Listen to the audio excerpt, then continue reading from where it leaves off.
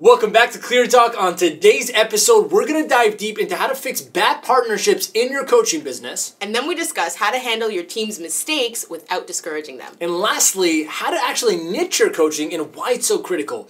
By the way, let us know down in the comments below, what kind of niche do you want to get into as a coach, or what are you already niched in? Enjoy the show.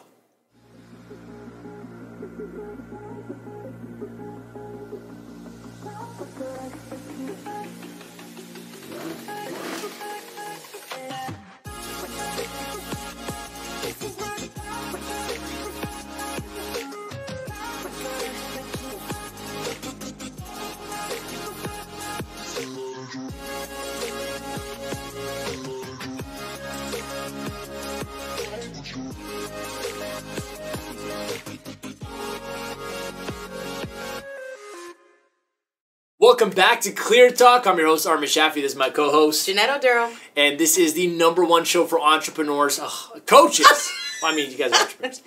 I'm so used to saying it. This is the #1 show for coaches that need clarity in their business and in their programs and what they need to get their business off the ground. We go live every single Monday at 12 p.m. Eastern Time inside of the High Ticket Coaching Community Facebook group. It's absolutely free to join. You just got to make sure you're a coach. If you're watching this on YouTube right now, make sure you go ahead and hit that subscribe button with that little notification bell. If you love content around how to build an online high-ticket coaching business, we release new videos every single week, recordings of this, like the one you're watching right now, and free trainings on how to do copywriting for coaches, sales calls on coaches, how to create a webinar funnel, how to create presentations, how to get more clients, how to get clients using Facebook for free. There's so much trainings we have, like honestly. You should go watch the 4 Deadly Mistakes Coaches Make, because that thing is costing so many coaches money and time and peace of mind. And I only know because I've spoken to hundreds of them in the last 6 months. And so I made a whole video on it, and it's helped so many people. Check that out. If you're on YouTube right now, go and watch it after this. If you're on Facebook, guys, thank you for being in our High Ticket Coaching community group. We hope you're getting value out of this. Make sure you start engaging. Make sure you participate. You post in there. Make this kind of your hub to really learn how to grow your business. So super excited to be here. We answer your questions. If you want your questions answered on the show live, all you got to do is go to askarmin.com and post your questions. And when you post your questions, we'll put them on a list here and we answer them on the show, and we'll blaze through them, and we'll give you tons of free coaching that will actually give you some practical solutions on how to fix your business up and how to get started or fix a business that's not growing. So I'm excited. Very excited. Hope you guys had a great weekend. Love it. We could jump into the questions unless you have some updates for us. No updates, but happy November 1st or Mariah. Happy Halloween.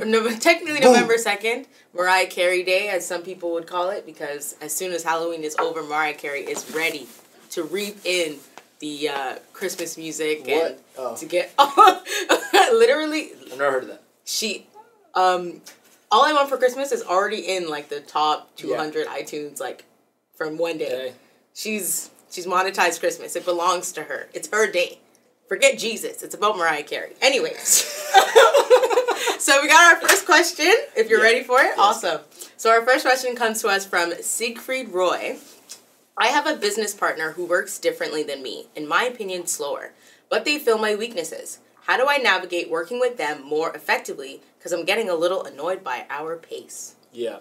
Adjust your expectations, right? If you know you're faster, you just have to have patience. I mean, there's no other option here. You can't make them faster, okay? It's just not how they are. So you have to have different expectations. You're only stressed out and annoyed because of your expectations, not because of them. Because you expect them to be something they're not. You're expecting them to be like you, and that's not the point of having a partner.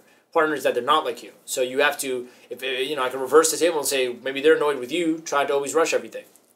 Ooh, right? Snap. So just make sure your expectations are realistic of people in a business, right? But also be completely detached. I mean, it's a very, see, in a coaching company, like we run our company, we run it pretty smooth, but there's like a weird, like, it's contradictory, but it's true, principle that I follow, which is I do have my goals, intentions, and my expectations of my team and myself and of the business. But simultaneously, I don't give a rat's ass what happens. It's, and a rat's ass is really small, so I don't even give that, right? I love my cheesy jokes. I don't care.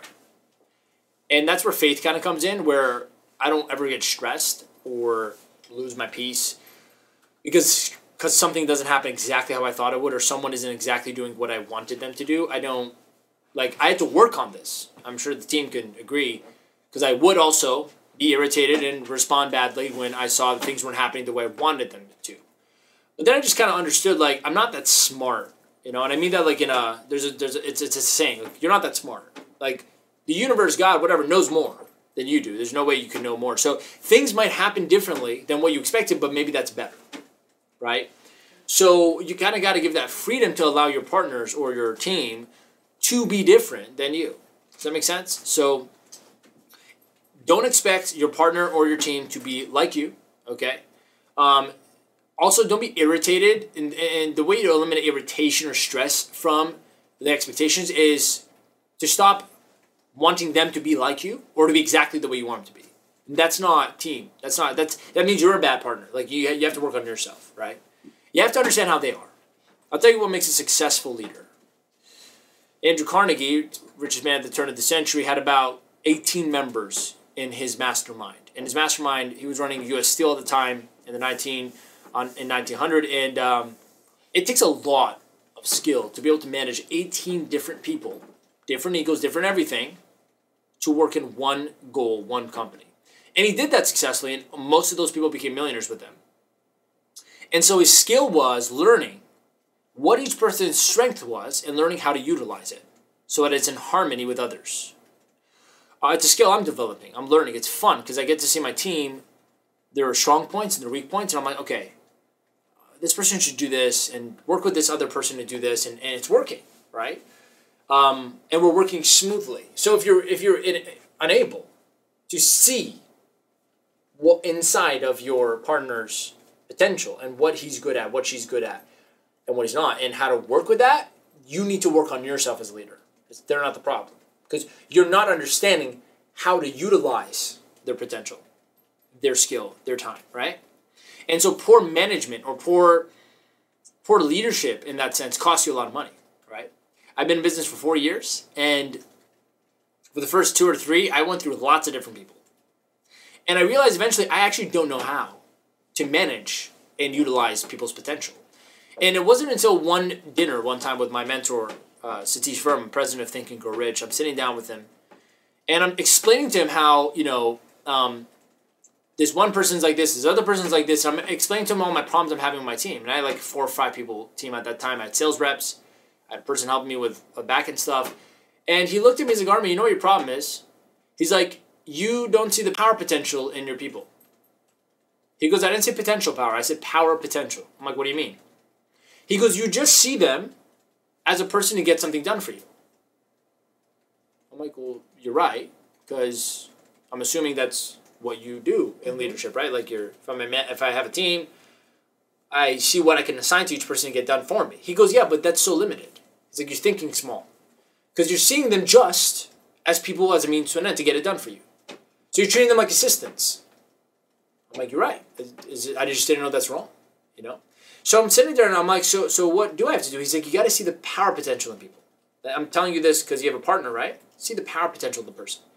I'm like, what does that mean? He goes, and he kind of threw a shot at me, like indirectly, as, yeah, he threw a shot at me. I'm like, well, and I like competition. So to me, he goes, Armin, if I had your team, he's like, I would bring out greatness out of it. I'm like, what you trying to say? He goes, you have to know how to use the people better, like in terms of the potential, okay? Learn how to take it out of them. What?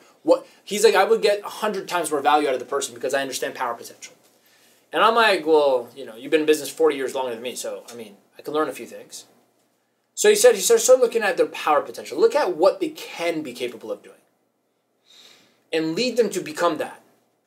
Don't look at them as someone just gets something done for you. Because you might be very small thinking and you're just only organizing them to get small thinking stuff done for you. But what if they can think bigger than you? What if with them you could think bigger and more could be done? So I remember going back and I started looking at power potential. And you know what I started to do? The actual practical shift I make, and I'll tell you now, is I started to give people opportunities to just kind of act on their own. I came back with my sales rep. He was like he was my best sales rep at the time, and I was more so, he was like a manager for me. He's managing the other 2. I came back to him, I'm like, hey, what do you think we could do better? You know, I said, maybe we need a CRM. He's like, yeah, we do. I'm like, well, look, I trust you, man. Go ahead and do it. Do whatever you think. Imagine this was your business. What would you do to increase sales? So he went out. He started doing all this great stuff. I'm like, wow, this is amazing. I started paying him more for that. Extra mile work. I mean, it's amazing. And I started giving the other people on my team, I'm like, what do you think? Like, what would you do differently? Boom, boom, boom, boom. And I'm creating all these open windows where they can now express potential that they have inside. And I start to notice some of them have skills and talents and muscles I didn't even notice. I realized I was a really bad leader at the time. I did that multiple times. Every time I never got their ideas. I never got this, I never got that. And for years, I went through people thinking that the people were the problem. Really, I was the problem. Because I didn't know how to lead. To make leaders. I didn't know how to do that. I knew how to lead myself, but I didn't know how to lead another person. It's a very different thing. Real leadership starts when you start leading others. I know a lot of gurus that, no, leadership is with yourself. Well, I mean, guys, if you can't get yourself out of a bed and go do the work you want to do, you have personal issues, not leadership issues, right? So that's not really leadership. Like leading yourself, like sure, it's the first level of getting, your ability to take initiative. But I mean, is that really leadership yet? I mean, it's a completely different ballgame when you're talking about another person's emotion, psychology, background, social heredity, thinking, right, beliefs. Taking all of that, understanding, cooperating with it, and then getting them to do a lot. Like, that's a whole different skill. You can't lead yourself and assume... In fact, probably the biggest misconception here is people that are very self-motivated, self-disciplined, they think they're good leaders. They're not. Not yet. Right? I was very focused, but no one could relate to me. So I didn't know how to lead others. I didn't understand them. So, there's people that are very self-organized, amazing at it. And then give them a person to manage, and they blow it. Because they have no idea how to relate to that person, how to influence that person, how to understand that person. They only everything's about them. Doesn't mean it's leadership. So I don't agree with that personal development concept. Whoever said it, I know I've heard it. Lead yourself. No. Yeah. That's not true. Get a team. You'll see if you're a good leader or not. So for years I struggled with that until I understood this one concept. See the power potential in your people. So you have a business partner. I'm annoyed. They're slow. Well, this is your incapability or your lack of effort to understand what they're good at. Because what if their slowness is creating depth in their doing that you don't have, and that's why your business is growing? Who knows? What if they have some ideas in the slow phase that is going to help you get where you want to get faster? But you're too busy saying, well, they're not like me. Well, they're not this way. Well, what are they like, and what could that be turned into? Look at the potential in the person.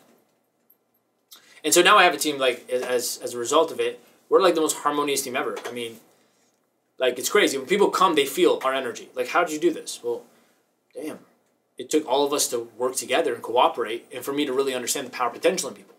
So everyone in my team, right, what they do is in their strength zone, or they got good at it. And I know how to organize it so that we all have motivating factors to work really well. So, anyways, that's, the question was, I'm irritated with my business partner. How do I navigate myself? Navigate your perspective on it. And stop looking at them as someone just means to an end. If you do that, look at them as an actual business partner. Because you're really just criticizing them right now based off your standards. It's not even a standard, it's a preference. It's really just an ignorant thing to not really try to understand. Like, saying they're slow is overgeneralizing it. That's your, again, inability to really see the potential in someone. I can't just look at someone, they're slow. Compared to what? What do you mean? Like, yeah, like, and me just generally labeling them as that, it means I haven't seeked to understand. Like, example, let's say I have a writer in the program, in my team. And, they're really good at writing. I've never talked to anyone. That's like me looking at the person and going, well, this person is introvert. They're shy.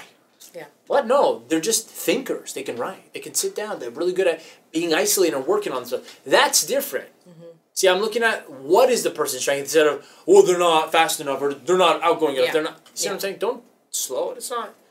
And really, there's an ego problem here. You said they're slow. And what is it? Read it again, because I know I heard the ego in it. I have a business partner who works differently than me, in my opinion, slower. Yeah, that's it. That's all I need to do.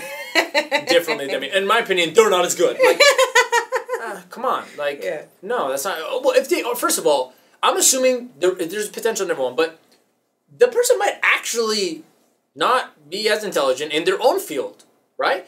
In that case, you made a poor decision to make them your business partner. Yeah. Like, I would never take an unqualified person and make them my partner, let alone be on my team, you know? So make sure you're just choosing the right people.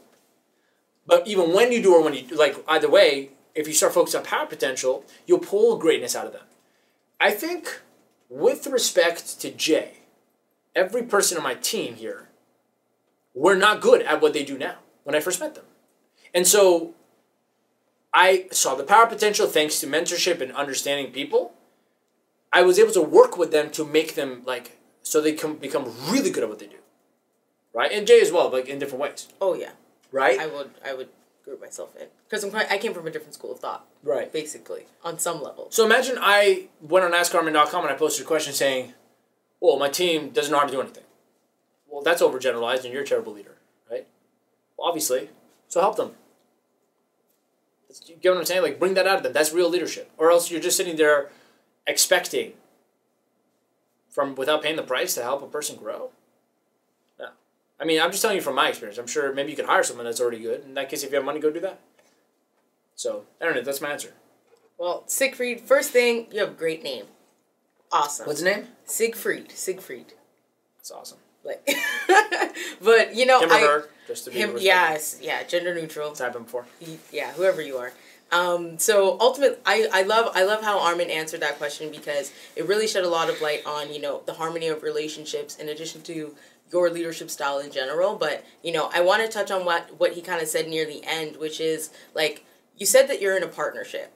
So if it's a partnership, then you shouldn't really be as focused on telling them how they should do their job, leading them throughout, you know, whatever they're doing. But that's just based on you saying that they're your partner. I don't understand the depth of your partnership. I don't understand, you know, maybe who owns more, if it's a 50-50 split or whatever the semantics of the situation is. But ultimately, Siegfried, if you're in a partnership, you need to treat that person like they're your partner. Yeah. Right? Like, we can take a look back to relationships or circumstances in general. If they're your partner, they are one side and you are the other. You need to be able to formulate that the bond or your workflow to go to undergo that as a partnership. Yeah. So you have these thoughts and feelings and emotions. Have you communicated with them? You're looking at YouTube, right? I'm looking at the camera, yeah. Yeah. Okay. Yeah. Like, are you communicating with them? Did you tell them that this is how you feel? Did you guys talk about, you know, your deadlines, your goals? Do you know that you have an expectation of a pace or an ideation that's not happening?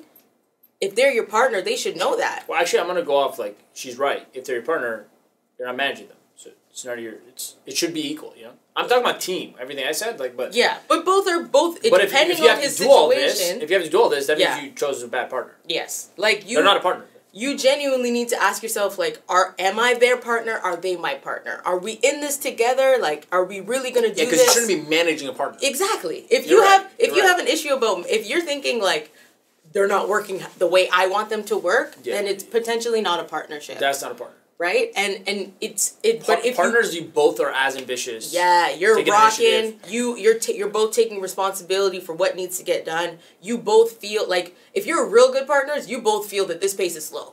You both are like, man, we got to pick it up. Yeah, that's what's going on. That's like that's how you know you're really in harmony, when you're like, fuck, excuse my language. It's okay, we're like, we gotta fix it. We gotta clean this up. Like, if they're your partner, actually, you'll both know. Yeah. But if you feel one way and they feel another way, that could be a sign of something more. That could be a sign that, you know, maybe this isn't my partner. Maybe I'm seeking this employer, leader, whatever type of dynamic because, you know, they can't be my partner. Things are adding up. Mm-hmm. So those are questions you might need to ask yourself in general. If that is the nature of which you want to conduct this business in the future, right? If you want them to be your partner, you got to talk. You got to have a sit down and lay it all out on the table and set expectations for what that partnership has to look like for both of you. If that's not the case, and they're going to have this, and you're going to be a leader, they're going to be led by you, employee, whatever you want to, the words don't really matter, but you know, understand the dynamic I'm getting at. If that's going to be the circumstance too, then that's a different conversation. 100%. But is there any questions, comments? Okay, awesome. What's the next question? All right, question number 2. I'm not sure if I should lead with love or be intense when approaching deadlines. What's the best method to get the best results on time? That question is from Leela. So I think she's a feeler. She's emotional. What does love have to do with deadlines? No, I'm just curious. Do you know what that means? I'm assuming she's... What does that mean? And you can correct me if I'm wrong. I think she just means, like, being more understanding or, like, neutral about... Not neutral. Let me say... What's the word I'm thinking of? Like, more aggressive or just more, like... Understanding of the circumstance. Like, detached from the outcome. I think that's where she's coming from. Like, yeah, detached from the outcome. Like, should I lead aggressively and be like, go, go, go, go, go? Or should I be like, I trust the process, patient? I'm assuming she's using the word lead with love because it's like a buzzword. Both. Okay. Why is it give or take? Be aggressive and don't care if whatever happens. That's. How do you do that? I set a goal. I act and behave in the way as if this doesn't happen, I will die. While simultaneously not caring what happens. That's it. So I work like a horse. A fast, strong horse that loves working. And if I don't hit it, I readjust a new deadline and do the exact same thing. And I do that until I hit it. Such a beautiful thing. I love that answer. It's not an exchange. It's not one or the other. It's not one or the other. Law of attraction. Yeah. Works if you work.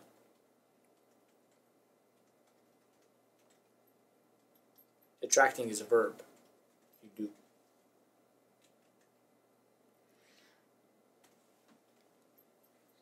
So just work really hard while also being in a loving space and patient, not caring if it happens or not, but act like you care. But think like you don't.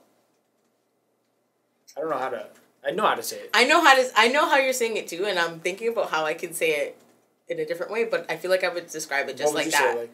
I feel like I would describe it in the same way. Like, you have to, or maybe I would say, like, I wouldn't say lead with love. I wouldn't use those exact words. I would just say, be love, radiate love, read while you're still working towards what you're doing. I'm not sure if I should lead with love or be intense when approaching deadlines. What's the best method to get the best results on time? Intensity. But that doesn't mean you have to be out of love. Yeah. Ultimately, it's the same thing, right? Like, I think leading with love might not have been the word I would use. I would say, like, being love. Just being... embodying... I still don't understand what love has to do with deadlines.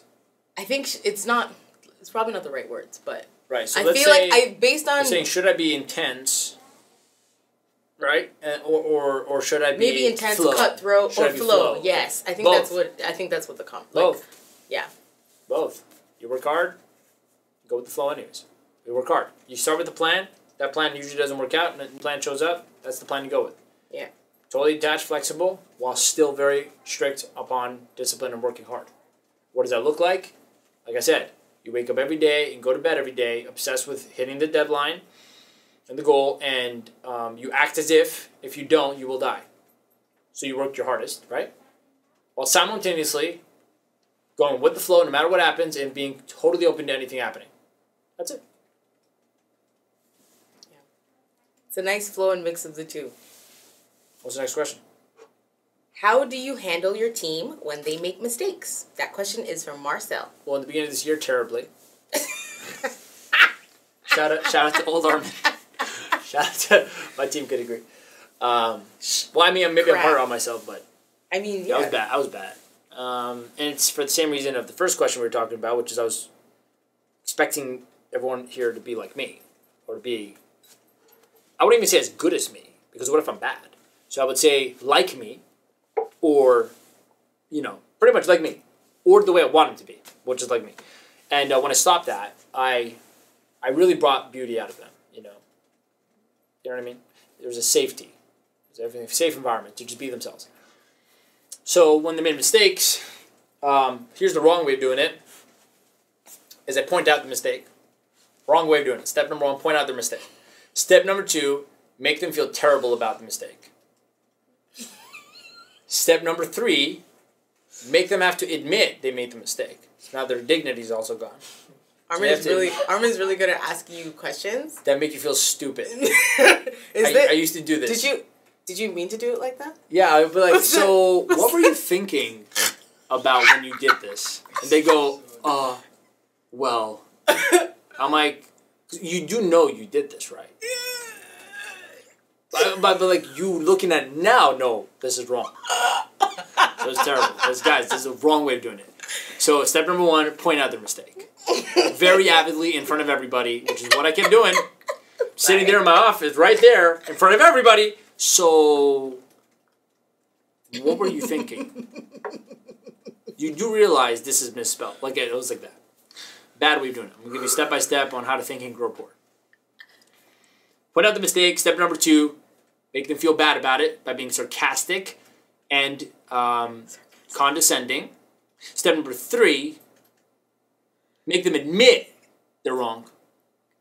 So your ego can get satisfied. This is exactly what I would do. Unconsciously or consciously. Okay? I'm just being honest with you guys. It's really funny. Yeah. So, make them admit it so that you feel like you won. Because your ego needs the satisfaction that, like, I want to make sure you're paying for making this mistake because you pissed me off for making it. See what I'm saying? It's terrible leadership. It's not leadership. It's abuse. Like, I believe it's complete. It's messed up. But see, when you're in it, the anger in me is so inside, it fogs my intelligence. So I feel totally justified doing that. Because I feel so angry. Because I'm like, I asked you to do it this way. You did. So what happens is I'm so emotional, I don't think about how bad it looks. Until, like, you either see a recording of yourself or you step back and go, did I just really do that? Like, it's terrible. Yeah. Step number 4, put fear in them of ever doing it again. As if that will what's the word? Prevent it from happening again. By saying, like, you can't do this again. It's not an option. That's what I would do.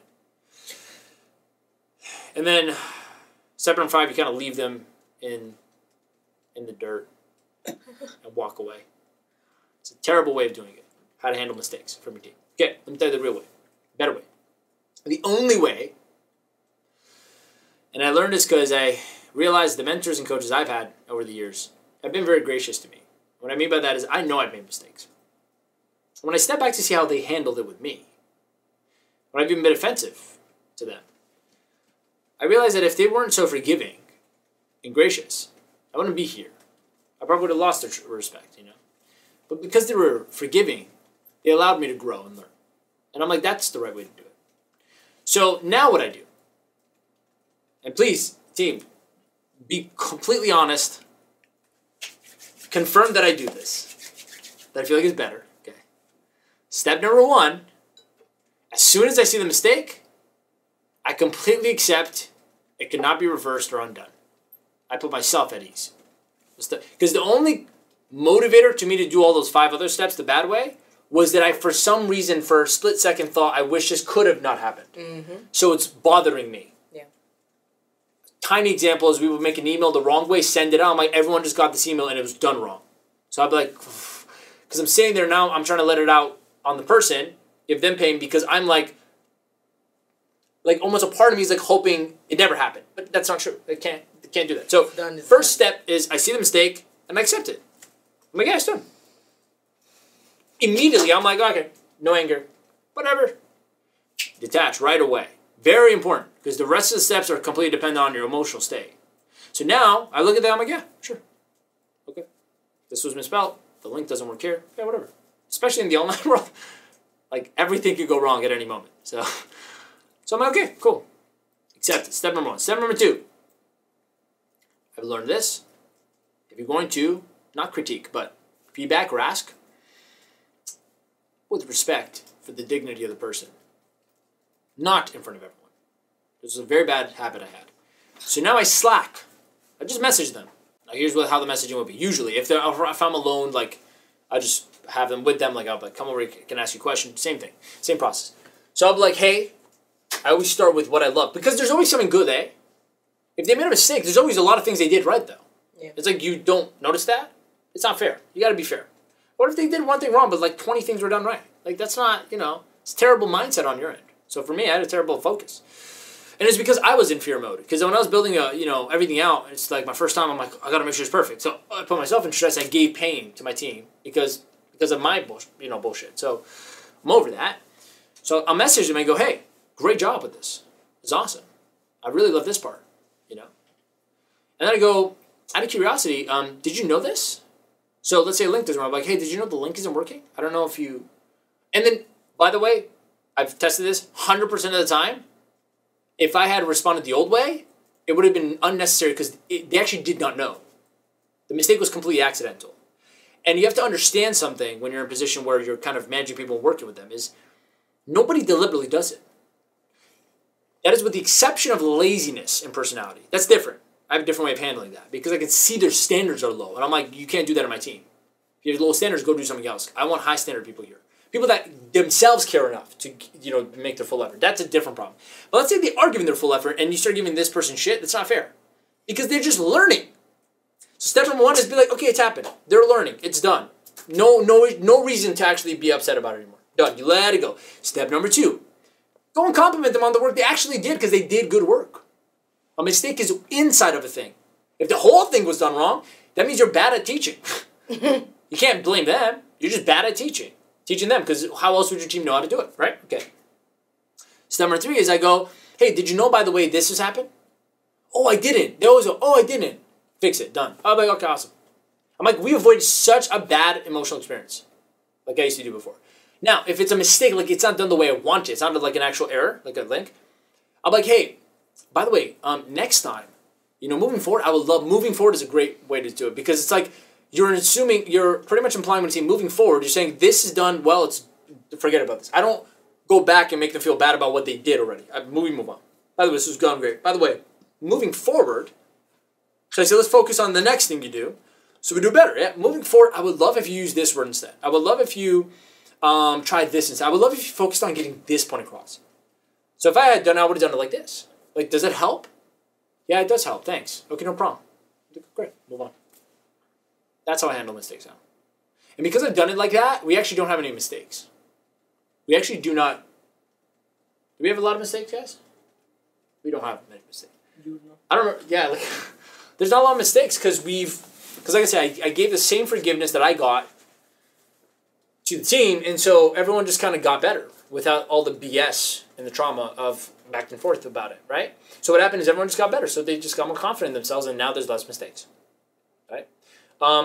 That's what I would say. So the wrong way to do it is to make them feel like it was a mistake. In fact, if you do it really well, they shouldn't even feel like they made a mistake.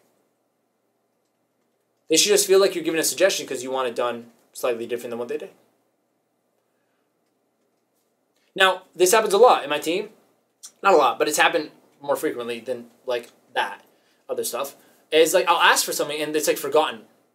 Because so much stuff is happening in our office all the time. So much is going on. So I'll like throw out, I'll be like, Jay, write this down. Lauren, write this down. And then like we'll throw out like, do this. And so it's very sporadic, right?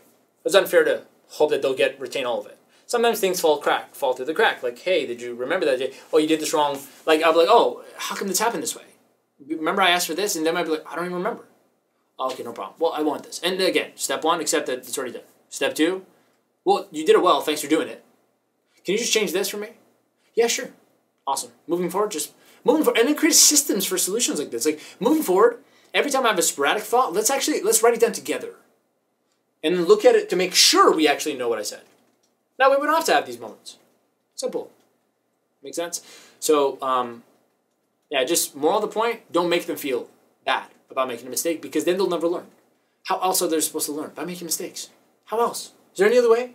What do you expect them to just get it perfect the first time? If that was true, everyone would start a business and get rich right away.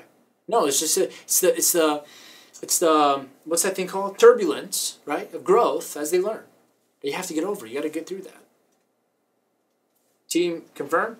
Yeah. Did I do it like this? It's like the golf analogy that Mohammed was talking about. Yeah. Like when you used to do that, like your old method before, it's like you're taking it from shit and then you're bringing, and then it's like when I'm doing the other work, that's exactly what I'm doing. But now you neutralize me, like, oh, okay, it's okay. So when I'm going back to the other work, I'm actually going with like, positive attitude, yeah. Positive attitude instead. Oh, I can't believe I just did this. Oh my God, let's go. Yeah, in fact, if I see my team do it, I'll stop them. Yeah. Like, whoa, relax. You can't do anything. It's done. Move on. Next thing. Do it good. Oh, okay. Because, man, remember as well, if you have a team, like, inside of every one of them, they're like, they want to, impress you. They want to show you it's done well. They want, there's like a little bit of that, right? And so when you're disappointed and you show that, it just crushes them. No usefulness out of that. So it's okay. It's done well. Yeah, great. Whatever. Right? And it's like, a year ago, I started learning this thing called the art of letting go. And sure, I've never actually shared this with anybody. Because I start to watch myself consciously as I did it, and I'm like, ooh, this actually works. This stuff works. So at that time, I was running a way more complicated business. Live events, hundreds of attendees. Yeah, a year ago with Kelly and stuff. Yeah. Hundreds of attendees that we had to manage and follow up, and venues and logistics. There's so much going on. Now it's like, we make way more money. It's like streamlined, right? But my model before had a lot going on, a lot of room for error. And I used to ask people to do things, and they would do it not the way I asked, and it would just piss me off, right? So I have these unrealistic expectations and standards. And I just started to learn I called it the art of letting go. I'm like, how do you practice this art? Okay, art of letting go. Every time something happens, not the way you want it to happen, immediately let it go. I just started practicing. So I would get a call. We got a venue that I didn't want. I don't like the venue. I'm like, all right. Okay. Like, my entire thought process was, let me experiment with this. Because usually I'd be like, no, scrap that, you're finding the place I want. Usually I was like this. Facts. That's true. You guys weren't here during those things. I know. You thought in the beginning of this, the first half of this year was stressful. You should have seen me in my live events business. Oh my God. You know how many logistical things, Lauren, happen in a live events business? The chairs were uncomfortable. That's a detail I would look at. You can only imagine. Good times. I would walk in and be like, why is the lighting like this? Why is the chairs look like that? Why is the room this shape, let alone size? Why is the floor like that? I don't think it would be that bad with us. Renovate the building. Renovate that? Yeah, I would have to make my own perfect seminar room. That's how crazy I was back then. So I would walk up like, it would be that bad with us. Me and Kelly had a joke. So funny. No, I'd be different now. I'd be so different now. I wouldn't even care. You could put it in my backyard. I'd be like, yeah, all right, let's kill it. Like, see, I'm art of letting go. I learned to have peace of mind no matter what. Back then, though, it's a funny joke for Kelly if she ever watches this on YouTube. Highly unlikely. But Kelly used to be my event manager for everything, like my business event partner, okay? She had this joke where I would walk into a room, and she always predicted what I would do. Okay? Now, she was also very meticulous with detail like me, but I was like next level to her, so she was like, I don't even know how to get this level of stress. She's already stressed. She plans weddings. Imagine how much. Yeah. So she came to my business, and I'm like, yo, more than a wedding, this is more important. She would get a venue, and every time, I had a terrible habit, every time I walked into the room, I'd be like, what the hell is this? And she'd be like, every time, Armin, every time. And then my volunteers would laugh. They'd be like, oh, you were right, Kelly, you were right. I'm like, well, did you not see that? I mean, look at the carpet there. Look at that. What is this? We didn't ask for this. And I'm just sitting there, I'm like, you know you gotta fix it, right? And she'd be like, yeah, I got it. I know. I already know how to fix it all. I just was waiting for you to come and tell me. I'd be like, and that was literally our dynamic. Now, from all that pressure and stress, we created great events. Wonderful. I'm not saying it was a good thing, but I'm saying she ended up fixing it, and it looked so good, most of the time. So, that was a wrong way of scaling. You can't scale a business like that. I would lose my hair, and I don't want to lose my hair, So, I'd be bald by the time I'm 30. So, it's all white. This is like 3 hairs left. Kelly! What is wrong with the chairs again? It's been 10 years! So, I start to practice the art of letting go. Now, if you're looking to build a very big company, you have to learn this. There's no way you can control every part of your business. It's impossible. So if you don't learn this, you cannot grow. You will sabotage everything. Watch. Art of letting go. Something will happen, not the way I want it. I'm like, okay. Like, sure. What do you think? This. Go ahead, do it. And I started experimenting with it with the entire belief that, what if it turns out better? I don't know. I mean, I never tried. What if it was better? Who knows? Maybe it's supposed to happen this way. I got out of God's way, in a sense, to let him kind of figure something out. Someone will come in. This happened. Okay. What should we do? This. Okay, go ahead. What do you mean? Yeah, just go do it. It's fine. And guess what, guys? Within a few months, I realized a huge difference. Number one, I was peaceful. Made me happy. Number two, my team was less stressed. At the time, they're like, Everything's good. They would make jokes. I'm like, no, don't worry, it's fine. The room was great. And I walk up like everything's shit. I'm like, okay, it's great. I remember walking into one. It was January of last year. I'm like, this is the worst room I've ever gone. That turned out to be the best weekend seminar I've ever done. Worst room I've ever gone. January's. It's the one Emma came to. I came out, I'm like, this is the ugliest room I've ever seen in my life. There was a dance floor of tiles, white tiles, a block, and then carpet around it that looked like a retirement home. No backdrop, everything. We had to make a stage in the middle of it look like it was super, like, just a little bootleg. Lighting was terrible. The room was way too big to sound reverb. I'm like, this is the worst venue we've ever got. That was the best. That was the best event I've ever done for ESSA. That's not true. Mine best event. The best. No, yours the was the best. the best. Yeah, no way. 55 people came out. That weekend we did 84,000 in sales. And it was like this most spiritual public speaking seminar ever. It was just amazing. And it's because I walked in, I just come back from Malaysia. So I like landed in my 3-piece suit and I slept, woke up, wore the same 3-piece suit, and went on stage the next day to do the 3-day seminar. Big tunes. Big days. So I walked in, I'm like, yeah, it's fine. She's like, are you sure? I mean, and here's funny. I didn't have to say anything. She goes, well, I'm going to put covers on the chairs because they don't look good. I'm like, all right, cool. I didn't have to yell at her for it. So if you kind of let the space happen, your team will take care of things with you. You got to trust people. It's a trust thing. It's just fear. My fear was like, I want to make sure it's right. Yeah. Waste of time. So I got more peaceful. We made more money. I was more in flow. So I did better. My team did better. Everything was better. Now, lots of things go wrong. That weekend, my team was slacking. Like, volunteers weren't running for the bike runners. The paperwork wasn't done properly. It was just a shit show. But I'd be like, yeah. I mean, I already accept. It's happening. Who cares? Let it go. Art of letting go. And I would just do my thing. And you know what? It turned out to be one of our best events ever. And I'm thinking, like, I didn't try to control everything. What a beautiful thing. And it turned out better, so why would I try to control everything? So I stopped doing that over time. And now I'm just, like, a pro at it. Now, when I learned something new, the online thing with us, that came back in because it's so new to me. So, again, fear, make sure it's right. But I let it go. This time was faster. Within months, I stopped. I realized that I went and apologized to everyone. I'm like, guys, I'm being hard. Like, I'm sorry for doing this. It's not right. No, it's okay. No, I'm serious. It's okay. I trust you. Let's do it your way, this way. Let's do it, no problem. Way better. Way better. So, I mean, how do we even get here? What was the question? How do you handle your team when they make mistakes? That's how. That's it. They learn. You move on. That's it. Make a system for making it better next time. That's what improvement is. But you as a leader have to let go. Art of letting go. It works better when you do that. Spiritual part of business. No one talks about it. Let it go. It works better. Now, set the standards, right? Yeah. Create solutions for that problem that happened. Handle it with them. But I'm saying you personally inside, you let it go. You don't care. And you have to kind of let things evolve on its own. See, if you really love a flower, you're not going to pick at it and set it up and put a toothpick through it so it can stand straight, start touching it. You're going to let it grow. You're going to let it go. Let the flower grow. It turns into a beautiful thing. How crooked and whatever it is just the way it's supposed to be. So when you really love something and want it to grow into its beautiful potential, you have to not mess with it. Don't try to control it. Don't try to pick at it. Don't critique it. Business is the same way. People are definitely the same way. Empty your mind. Sorry. It's very philosophical.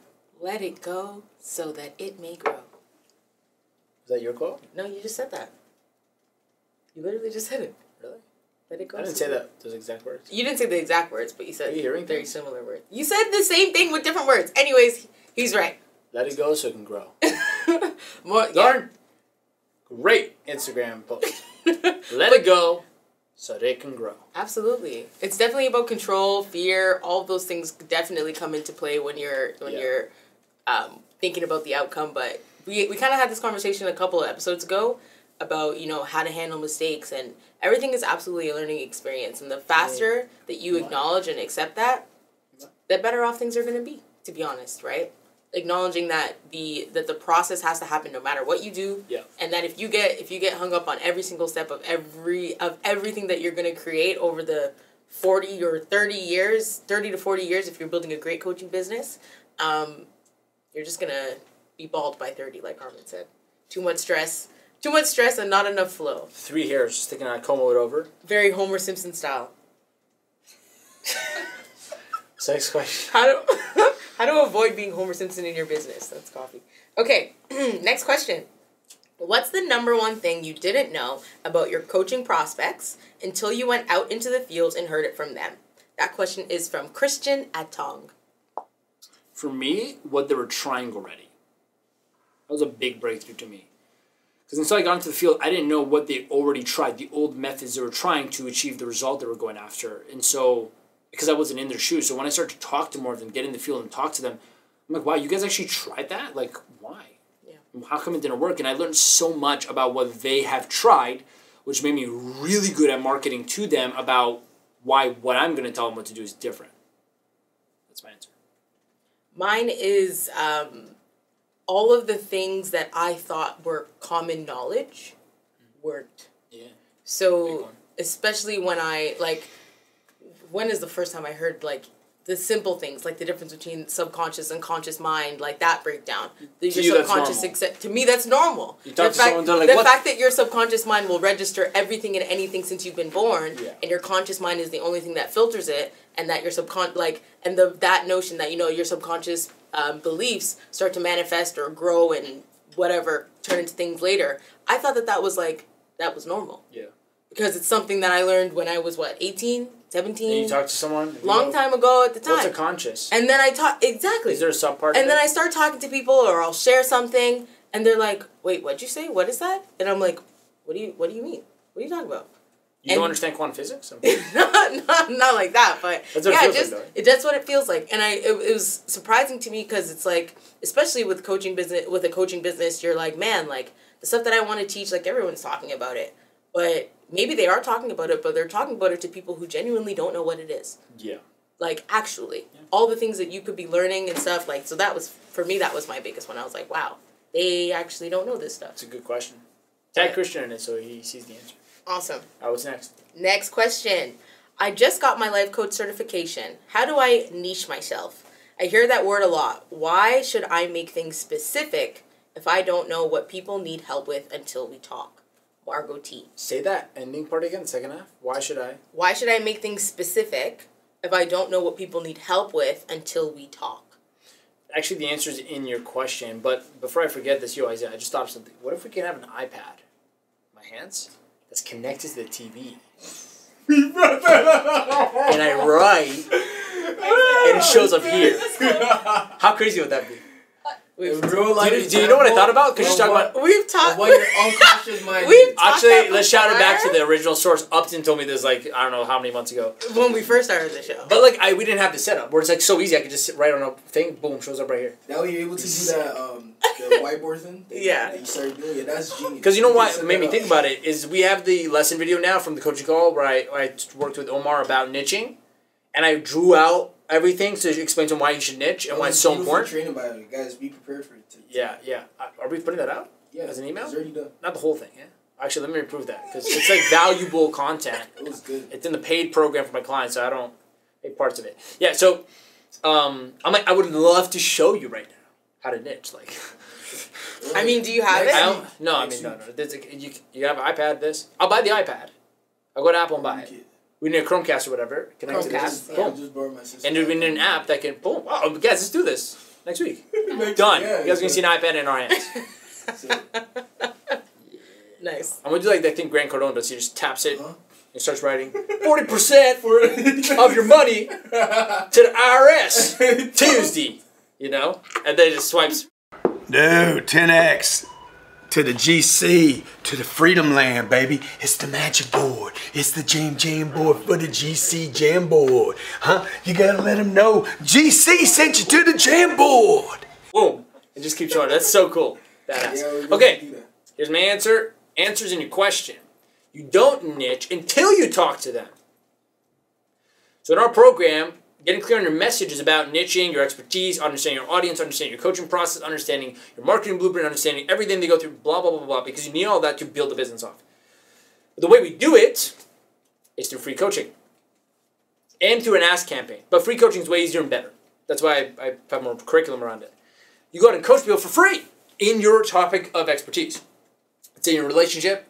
You go out and find people, right? Through asking, through posting, offer the free sessions one-on-one to help people with their specific problem in a relationship. Specific, Because nobody's going to book a call with you because of relationship issues. Unless Because it's so generic. Unless you make a post asking a launch conversation, hey, what's the number one challenge you face in your relationship? I just thought about how bad of an idea that is, because what if the other partner is on Facebook and sees their answer? This is terrible. What's the worst thing about your wife? Everyone dies one by one every day. Okay, so it's like murders have increased in the city. That won't happen. So what you're going to do is a launch conversation at your own risk. And you're going to put up the question, what's the number one? At your own risk, at your own risk. All the people. That's why she's admin. That's why she takes her legal. Okay. You post a question, hey, you need market research. That's what you're lacking. You're saying, why should I choose a specific thing if I haven't talked to anyone yet? Well, you gotta talk to them. That's how you choose a specific thing. Right? So I'm happy you said that, because the misconception here is a lot of people go, well, let me niche, and they haven't done anything yet. What? Yeah. What are you talking about? You need experience. Get out there. You can't niche until you have experience. That's the whole point. So you're right, actually. But the niching comes from the coaching. We can't sell coaching generically. No one's going to pay you for generic sessions. Like, for what? What am I paying you for? Well, I'm just a coach. Good luck with that. That's the kind of people that will call me and speak, and we have to help them build an entire actual marketing system because they don't know what they're doing. So that doesn't work. That's why you need a specific problem to fix. So what you do is you post a question. Hey, what's the number one problem you're facing in your blah? Blah, like that, okay? And then you get a bunch of answers. We'll respond to them. Hey, why? What have you tried? Blah, blah, blah. And you learn. Now, based off of that, okay, you go, okay, generally, people in relationships are having issues with arguments. Okay, great. I'm looking for 5 people that want to resolve arguments permanently in the relationship. I'm giving away 5 free sessions one-on-one. Okay, me. Or message people. Hey, okay, get in there. Ask questions. Understand them. What's going on? Help them solve the problem. Give them some techniques. Give them step-by-steps. Get off the call. Now you know, okay, I've done 5 sessions, 10 sessions. I know 7 of them have argument problems, and they're in relationships, not marriages. So I'm going to focus on niching with relationships that have argument problems, that are young, old, have kids, whatever. You'll figure that out based off who comes to you. Based off all that information, you pick your niche, and you get rich. But more importantly, you need to understand why it's critical to niche. And it's because I'm just going to make this super simple version before we put out the actual value video on this, because I helped someone in my program do this. Essentially, think about it like this. You're one person, and you're trying to market to 4 people, A, B, C, D, and D. Okay? You're like, let me help all these people in this area. And you think because you have more offers and a wider audience that more people is going to be helped, and you're going to make more money, more people are going to be impacted, but it's completely reverse, actually. It's opposite. Nobody gets help. You don't make money. It doesn't work. Why? Because in each of those markets, A, B, C, and D market, there is someone who decided, unlike you, to niche. So there is a D expert in the D market that specifically hits the pain points of D, but you didn't because you're talking to everybody. You don't understand D. You understand generally everyone. He comes, or she comes, and steals all the customers in D market because they're D's solution. And guess what? There's a person like that in every market. For A, B, C, and D. So now you're trying to talk to everybody. They kind of see your stuff, like, okay, but your competitors show up. They're like, no, we're going to help you exactly like this. Example, you'll go to a guru online. They'll be like, marketers, online marketers, gurus, coaches, consultants, speakers, this is for you. You see their landing page, you check out their webinar, and you're a coach. But then Armin shows up. Hey, how to specifically build a coaching business and automate and scale. Oh, it's for coaches? Yeah, I was a coach, life coach. Sold $1 million coaching so far. I'll give you my system. Ooh. Now, you have 2 options here. Guy who's talking to experts, marketers, consultants, their dog, their mailman, right? And then you got Armin that's specifically working with coaches. Who are you going to choose? Armando. Now, you're talking to 4 people, A, B, C, and D, but A, B, C, and D's niche expert shows up and takes them from you. Because that audience feels this is for them. Yeah. That's why it's critical to niche. You'll never grow a real business in coaching. You might make money, but you won't grow an actual business if you don't niche. Niching converts more. One offer, one audience converts, whereas multiple audience, multiple things does not. It's not an option for it to convert. It doesn't work. So it's like the equivalent of this. It's like me saying I have this cure to relationship problems as a coach, and I want to give it to someone. So I go on the street. I just start yelling on downtown street. All these people walk by. Who has relationship problems? I'm here to help. Take my thing. I just start yelling at everybody. They're all like, what the hell? Maybe someone comes and goes, hey, I have relationship issues. Can you help me? Maybe. Is that a business? No. That's like trying to speak to everyone, not niching. Now, what's niching? I go on the street, and my cure, specifically I want to help women with it. And that are under 30, example. And that are wearing a blue shirt. I'm just giving an example. So I look on the street, I find one. Boom. Blue shirt, under 30, woman, right? I run up to her only. Hey, you're a blue shirt, da, da, da? Yeah, I am. Look, I got this thing. It's specifically made for people like you. Do you have relationship issues? Yeah, I do. Okay, awesome. Do you know how easier it is for you to convert that? Way easier. And you can find all the other blue shirt women like her and create a market for yourself. Now, here's the cool thing. In the world, there's so many coaches that there's going to be someone like that for every single type of person. So everyone gets helped. But you need to choose your specific market to help. Does that make sense? Back to you, Jay. Something is going to sound funny, Go ahead. but it's like dating multiple men or multiple women. Until you choose one woman and you just understand, like, that's basically what it is. Like, it's like multiple women with multiple problems and you're trying to date all of them. Yeah. That you're going to go crazy. You're not going to be able to actually help them or understand all of them. Yeah. Until you just choose one woman and you focus on, be able to understand it. You won't build a real relationship, yeah. Exactly. 100%. And good relationship. You got a niche. I mean, you got to choose, you know? You gotta choose, right? You can't be like, I'm into these kind of women or men and these kind of women and these kind of... Okay, so you go outside, you start meeting people, you don't know who to choose. Well, you're not going to get a date for many of them. Because you want to talk to anyone. But you're like, look, I'm into specifically this kind of person. This height. I'm attracted to this. Well, you find them. Converts. They're gonna know you want that. You're gonna know you want it. Join us every Monday for relationship talks. Yeah, Margot, I love Armin's answer. It's very succinct and directly to the point, right? Talk to them, get the responses based on what they want to do, and then bring that into your coaching business. You said it yourself, right? There's, like, you hear the word a lot for a reason. Yeah. People aren't just talking about it for no reason. Yeah. Right? So, yeah, look, I definitely think it'll be a great idea for you, Margot, to watch that video when we drop it this week about niching. Yeah. Well, are we going to drop it in the group? We are. I'm going to create, like, content. Just to be clear, niche, the easiest way to do this is niche a problem, not a person. Oh, great point. Very good point. So some people are like, well, you know, I want to help 22-and-a-half-year-olds that wear shorts on the summer with white running shoes, lives in Oklahoma. Relax. That's not a niche. Okay. That's messed up. I don't know anyone who's 22-and-a-half. So a niche is a market you want to solve a problem for. So I chose coaches. That's a niche. I specifically chose getting clients as the problem, if you don't. And I created a specific solution, marketing strategy. I have a system, presentation system that gets you book calls. Okay, that converts well. Right? I got someone in the program, Daniel, made $10K this month, first month in high ticket using our program, $10K in sales. Okay, he chose a specific market niche. He's good at public speaking. He's a really good communicator. So I was like, who can I teach you? So I can train salespeople, leaders, executives, blah, blah, blah. We chose people who stutter. You know why? Because he grew up with a stutter. We chose a very good niche. We chose the people that stutter. That niche only. Helping them what? With what problem? Speaking fluently. With what way? Public speaking. He has an entire program called MasterYourStutter.com. You can check him out. MasterYourStutter.com. Great name.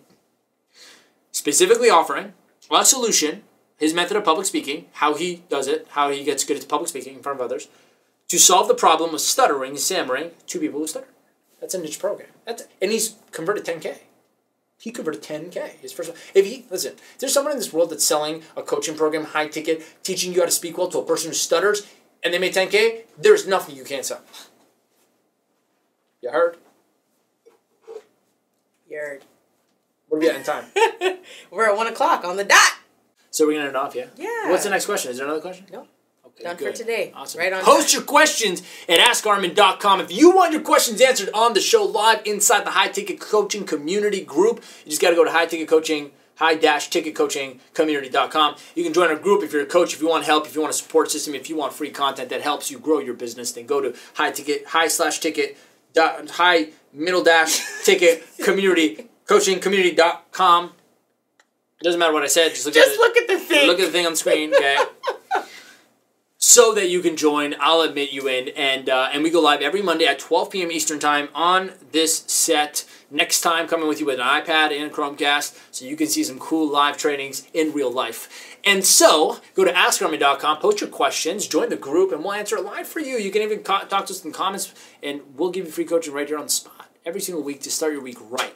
Now, if you're on YouTube, make sure if you liked this episode, hit that subscribe button and that little notification bell so you can get notified when we drop new videos every week. We drop 2 to 3 videos a week now on how to grow your coaching business, how to get better at what you do, how to grow a team for your coaching company. I mean, you name it, we got it, okay? So, yeah, and lastly, if you're watching this, you're like, man, I want some help. I want to grow my business. I want to hit a 10K month like Danny. If you want similar results, all you got to do is book a call. You can use the link provided with this video on YouTube. Just go ahead and book a call or check out my presentation, my free training, How I Scaled My High-Ticket Coaching Business with one 60-minute presentation. That's the marketing method I use. And it works really well, and so does for my students. So you can either check that out or book a call and we can talk. If you like this episode and you want some more in-person help, then we can talk. You can book a call at my office and we'll talk to you. So thanks so much for tuning in. We'll see you next time on the show, Monday, 12 p.m. Eastern Time, or in the next episode for you guys on YouTube. Love you guys so much. And make the rest of your day the best of your day.